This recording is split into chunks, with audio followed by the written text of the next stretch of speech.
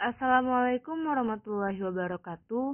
Perkenalkan, nama saya Dian Safitri, NIM 060403210069, mata kuliah Bahasa Indonesia, dosen pengampu Muhammad Salim MAG. Di sini saya akan menjelaskan tentang etika penulisan karya ilmiah. Yang pertama, definisi etika. Suatu aturan atau norma yang seringkali tidak memiliki sanksi hukum, tetapi wajib ditaati oleh pihak yang profesinya tercakup dalam aturan tersebut. Falsafah moral yang berfungsi sebagai pedoman dan tolak ukur terhadap apa yang baik dan apa yang buruk. Ada 3 hal berkaitan dengan subjek penelitian yang harus dilindungi menurut Ari et al. Dalam Subardi. 1. Melindungi subjek dari kerugian fisik dan kerugian apapun. 2. Pengakuan terhadap hak mereka untuk mengetahui sifat dan tujuan. 3. Penelitian serta hak mereka untuk menyatakan kesediaan atau ketidaksediaan partisipasi. 4. Penghormatan yang bersifat pribadi. Kepatuhan dan kode etik dalam merencanakan, melaksanakan, dan melaporkan penelitian merupakan hal yang sangat penting.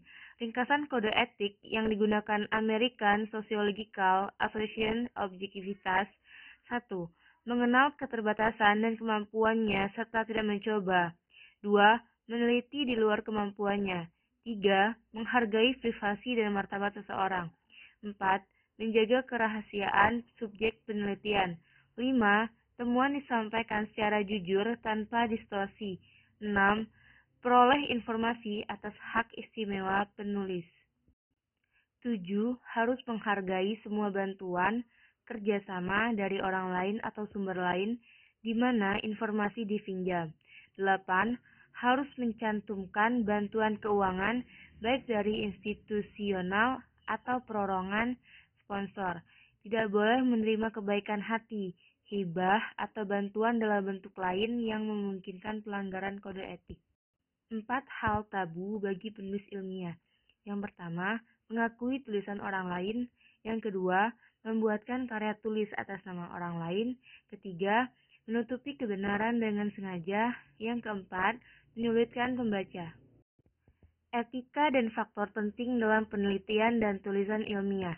Kegiatan penulisan ilmiah dibangun atas kepercayaan, baik kepercayaan dari para peneliti maupun kepercayaan dari masyarakat. Kepercayaan ini akan terpelihara jika berperilaku komunitas ilmiah atas nilai tersebut mengikuti etika ilmiah yang berlaku dan tercermin dalam tulisan ilmiahnya.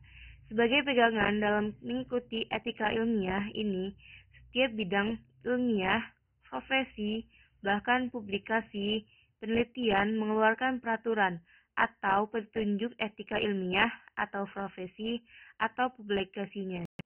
Pengertian yang lebih sempit tentang permasalahan etika ilmiah atau penelitian adalah apa yang dikategorikan sebagai kejahatan penelitian. 3 hal yang secara nyata dikategorikan kejahatan penelitian adalah 1. Fabrikasi, 2. Falsifikasi, 3. Plagiarisme. Dalam etika penelitian, pengertian fabrikasi adalah mengarang data, eksperimen, atau informasi yang signifikan dalam mengusulkan, melakukan, atau melaporkan penelitian. Sedangkan pengertian falsifikasi adalah mengubah atau mengaburkan data atau eksperimen atau mengaburkan sesuatu yang signifikan. Plagiarisme adalah menyalin sesuatu atau menampilkan grafik atau gagasan orang lain yang dinyatakan atau terkesan sebagai hasil dirinya. Plagiarisme ini termasuk kategori pelanggaran kepemilikan intelektual.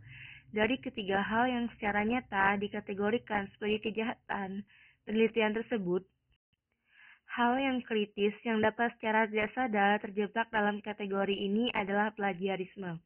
Oleh karena itu, penulis artikel harus secara sadar dan jelas menyatakan menggunakan sumber atau hasil penelitian orang lain, serta harus mengikuti tata cara dan aturan penulisan cuplikan atau acuan suatu tulisan atau karya ilmiah yang berlaku. Pernyataan atau acuan dalam suatu tulisan atau artikel ilmiah merupakan bentuk penghargaan pada peneliti lain. Sebagai referensi untuk etika penulisan artikel ilmiah pada jurnal, berikut ini disajikan kewajiban etika bagi penulis dari American Chemical Society. 1. Kewajiban utama penulis adalah mempresentasikan hasil penelitiannya secara akurat dan secara objektif, membahas hasil penelitian tersebut. Penulis harus menyadari bahwa setiap halaman jurnal merupakan suatu sumber penting dalam memerlukan biaya. Oleh karenanya, penulis wajib untuk menggunakan jumlah halaman secara bijak dan ekonomis. Selanjutnya, laporan utama suatu penelitian harus ditulis secara rinci dan menyertakan referensi tentang informasi yang diambil dari sumber umum, public reference, sehingga dapat ditelusuri kembali oleh peneliti lain. Sebagai penulis harus merujuk hasil-hasil penelitian lainnya yang mempengaruhi wujud penelitian yang dilakukan, sehingga memudahkan pembaca dalam menelusuri penelitian sebelumnya yang secara esensial mempengaruhi pemahaman penelitian yang dilakukan. Suatu yang membahayakan seperti peralatan, material, atau prosedur yang digunakan dalam penelitian harus dinyatakan secara jelas dalam laporan penelitian. Selanjutnya, pemecahan laporan penelitian harus dihindari. Seseorang peneliti yang telah melakukan penelitian secara mendalam harus mengorganisir laporannya agar dipublikasikan secara lengkap di jurnal yang memiliki lingkup penelitian yang sama. Pembaca akan mendapatkan kemudahan jika penelitian yang saling terkait dipublikasikan dalam satu hanya beberapa jurnal. Sebuah penelitian atau eksperimen ada kalanya menjadi pijakan untuk mengkritik penelitian lainnya.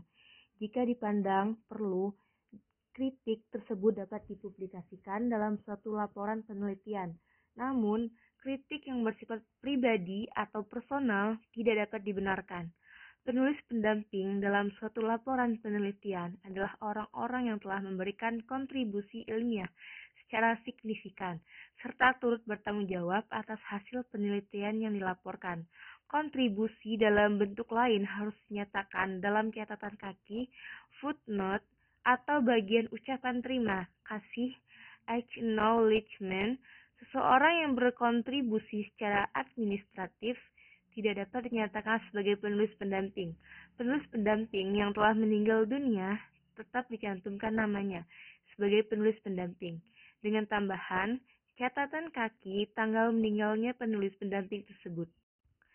Penulis yang mengirimkan manuskrip berkewajiban meminta persetujuan kepada penulis pendamping dan memberikan draft copy manuskrip tersebut. Penulis harus menyampaikan kepada pihak editor jika manuskrip tersebut dapat menimbulkan konflik kepentingan. Misalnya, penulis sedang memberikan konsultasi atau menerima bantuan finansial dari sebuah perusahaan yang dapat mempengaruhi hasil penelitian yang akan dipublikasikan.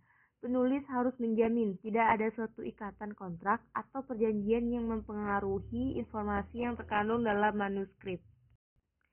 Baik, sekian penjelasan dari saya mengenai etika penulisan karya ilmiah. Semoga bermanfaat. Terima kasih. Saya akhiri. Wassalamualaikum warahmatullahi wabarakatuh.